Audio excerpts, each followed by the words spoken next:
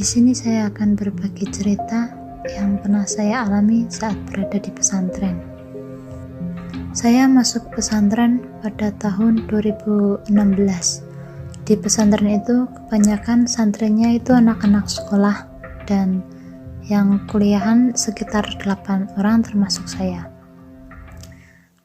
Di pesantren saya sering banget begadang buat ngerjain tugas karena semester awal lagi banyak-banyaknya tugas.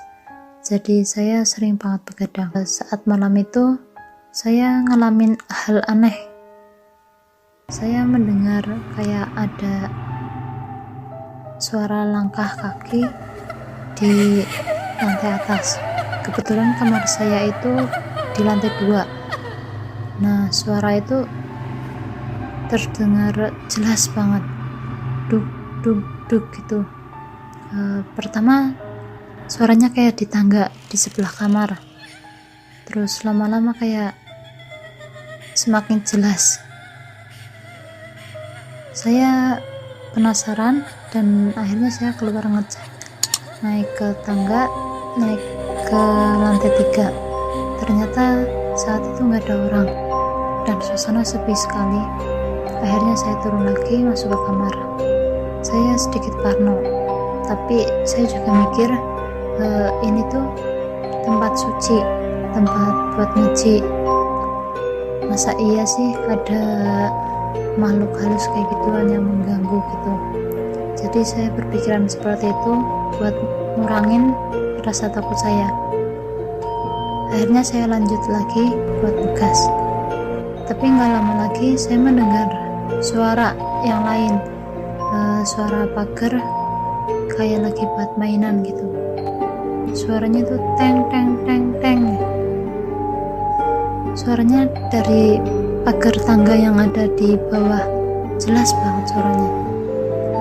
Saya nengok lagi, ngecek lagi keluar, ternyata tetap gak ada orang. Akhirnya saya masuk kamar lagi. Saya tetap berpikir positif supaya ya ngilangin rasa takut, dan akhirnya saya pun mencoba untuk tidur. Keesokan harinya saya tanya ke teman-teman yang ada di kamar, kira-kira mendengar juga apa enggak gitu suara-suara kayak gitu. Ternyata nggak ada yang mendengar, dan saya juga mencoba tanya ke teman-teman yang ada di kamar lain, sama nggak dengar suara apa-apa. Akhirnya saya cerita ke teman-teman kalau tadi malam itu saya mendengar suara-suara kayak gitu, dan teman-teman pun cerita kalau mereka juga sebenarnya sering mendengar hal-hal kayak gituan. Bahkan ada yang pernah didengerin suara kuntilanak. Terus mereka juga jadi cerita tentang hal-hal mistis selama di pondok, yang katanya ada nenek-nenek nyapu halaman kamar, terus juga sering ada anak kecil yang lari-larian entah itu di tangga atau di halaman depan kamar, dan juga suara-suara aneh, ada yang sapu jatuh atau yang lainnya. Nah, dari situ saya mulai percaya kalau ternyata di pondok pesantren itu emang ada penunggunya.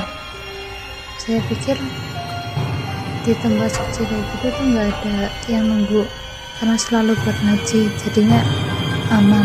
Ternyata enggak. Bahkan cukup banyak juga mendengar cerita dari teman-teman, saya jadi merasa takut.